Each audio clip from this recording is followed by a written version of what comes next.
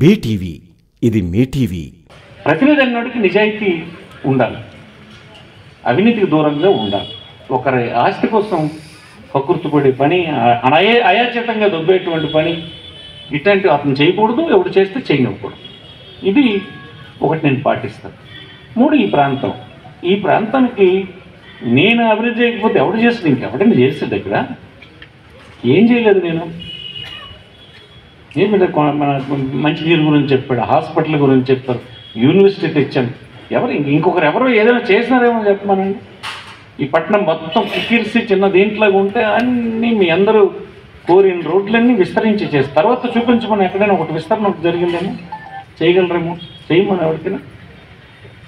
ఎవడితో మాట్లాడుతుంటాడు, ఎవడికి ఏది ఇది లేకపోతే వాడు ఒక కౌంట్ వేసి నేను తెలుగుదేశం పార్టీ అని ఏడు చేస్తావు. తెలుగుదేశం పార్టీ తెలిసి ఏడు చేసి చెయ్యి, నువ్వు కష్టం వస్తే నువ్వు చేయించి ఒకటి చెప్తాను చూద్దాం.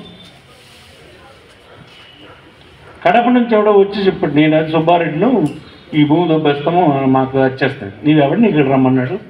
శ్రీకాకుళం పెట్టి నీ అబ్బగారు సొమ్ము అనుకున్నావు, యుద్ధమెత్తాం బొమ్మని చెప్పాను.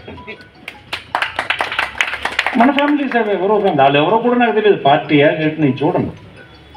అంటే ఏమనుకుంటున్నాడు, అక్కడి నుంచి వచ్చేస్తే మనం ఇక్కడ చేయొచ్చు, మన అజమాయిష్ చెలాయించవచ్చు అనుకుంటాను.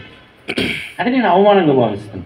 ఇవన్నీ ఏవి మీకు ఎలక్షన్లో అక్కర్లేదని అంటే పక్క కాన్సెన్స్ ఇప్పుడు సేమ్ చెప్పాడు చూడండి. కొందరికి ఎందుకు ఇచ్చేస్తున్నారు అక్కడి నుంచి?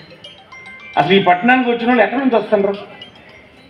మేము ఒకసారి ఆలోచించండి. ఇంకొక ప్రాంతం నుంచి ఇక్కడికి ఎందుకు వస్తున్నారు? నివాసం ఉన్న వాళ్ళందరూ చూస్తే 10 ఇళ్ళు 9 ఇళ్ళు ఇతర జిల్లాలో ఇతర ప్రాంతాల్లో ఉన్న వాళ్ళు ఇక్కడికి వచ్చినారు. ఎందుకు వచ్చినారు? అక్కడంటే వాతావరణం లేదనమాట. మరి ఇక్కడ వాతావరణం లేకపోతే ఎక్కడికి వెళ్ళిపోతారు? వాతావరణం లేకపోవడానికి ఏం పెద్ద ఇదేముంది, వదిలేస్తే అయిపోతుంది. రౌడీలు మయం అయిపోతుంది. ఎవరో మనలున్నోళ్ళే ఒకడినొకడు దోచుకోవడానికి ఒక రౌడీని ఆశిస్తారు. ఆ రౌడీకి ఆడికంటే పెద్ద రౌడీ ఇంకొకటి ఎక్కడో ఉంటాడు. ఆ పెద్ద రౌడీకి ఇంకొక అసలు బాస్ ఇంకోటి ఉంటాడు. ఈ సిస్టమ్ అలాగే రౌడీల చేతిలోకి వెళ్ళిపోతుంది. ఎలా పాడైపోయినాయంటే మిగతా దగ్గర ఇవే.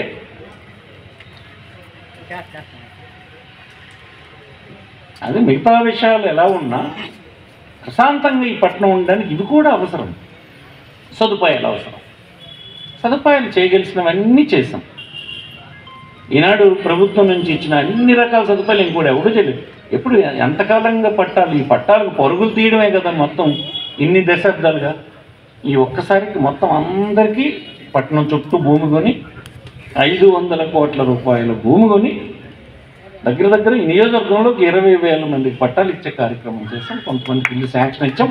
మిగతా ఊర్లు నిర్మాణం చేస్తున్నాం. ఈ మీద వాళ్ళందరూ ఇల్లు ఉంటే చాలు మా జీవితానికి ఇంకేటి మాకు కావాలనుకుంటున్న వాళ్ళకి ఎక్కడి నుంచి వచ్చి ఇక్కడ స్థిరపడిపోయారు. ఆ పంచన బ్రతుకుతున్నారు. ఇవేవి అక్కర్లేదా? ఇవేవి అసలు ప్రతినిధిగా ఉండడానికి పనికిరావు అని అంటే అది మీలాంటి విజ్ఞులు అలాగ ఆలోచిస్తారని నేను అనుకోను. ఇవన్నీ అవసరం. ఇవన్నీ ఖచ్చితంగా ఇలాగే జరగాలి. దీన్ని పాడు చేసే పని తెలివైన వాళ్ళు ఎవరు చేయకూడదు అన్నది నాకు కోరిక. నేను కానీ నా తర్వాత కానీ ఎప్పుడు కానీ మీలాంటి నిలబెడుతూ ఉండాలి. ఆ వాతావరణం పాడైపోకుండా నిలబెడుతుంది. ఏదో బాధ్యత లేకుండా వచ్చినప్పుడు అవేలా పైసా పరకు కోసం ఏదో ఒక పని చేస్తే తప్పుదారికి వెళ్ళిపోతుంది. మీరు బాగా ఆలోచించాలని ఈ సందర్భం కోరుతుంది. తర్వాత మీ వల్లే నేను 3 సార్లు గెలిచాను. ఇక్కడ ఉన్నటువంటి పెద్దలందరూ రమ్మంటే ఇక్కడ నుంచి ఇక్కడికి వచ్చాం, ఇక్కడ పోటీ చేసాం, గెలిచాం. ఇలాంటి కాన్ఫిడెన్స్ నేను ఇక్కడ కాదు, ఇచ్చాపూర్లు గెలుస్తాం, పలాసెంత గెలుస్తాం, నరసంపేట గెలుస్తాం, పాతపట్నం వెళ్ళి గెలుస్తాం, ఎక్కడైనా గెలుస్తాం. కానీ ఇంకొకడైతే ఇక్కడ గెలవడు కనుక నన్ను ఎక్కడ ఉండమంటారు. మీరు అడగండి కావస్తామని. మీరు వ్యాపారం వెళ్ళినప్పుడు ఆ కాన్ఫిడెన్స్ అడగండి. ప్రసాదం వస్తే మీకు ఎలాగ ఉంటుంది? అందరం ఒకటి అయిపోయి చేసేస్తాం ఆయన అయితే. అందుకోసం నాకు అలాంటి పరిస్థితులు ఇక్కడికి వచ్చినాయి. అలాగే మీరు కూడా ఎంత కష్టమైన పరిస్థితుల్లోనైనా 4 సార్లు పోటీ చేస్తే 3 సార్లు గెలిపించారు. ఏదో ఒక అన్సర్టైనిటీ రాష్ట్రం అంతా ఉన్నప్పుడు పోయింది, కానీ 3 సార్లు మీ వల్లే గెలిచాను నేను. వయసులు ఇక్కడ పెద్ద 3వ కమ్యూనిటీ. మొదట వెలంలో ఉంటే దాని తర్వాత ఫిషర్మెన్ ఉంటారు, దాని తర్వాత ఫిషర్మెన్ అంటే అన్ని ఫిషర్మెన్లు కలిసేది ఉంటే దాని తర్వాత వయసులు ఉంటారు 3వ సంఖ్య. ఆ తర్వాత శ్రీశైనులు ఉంటారు. శ్రీశైనుల తర్వాత షెడ్యూల్ క్యాస్ట్ ఉంటారు.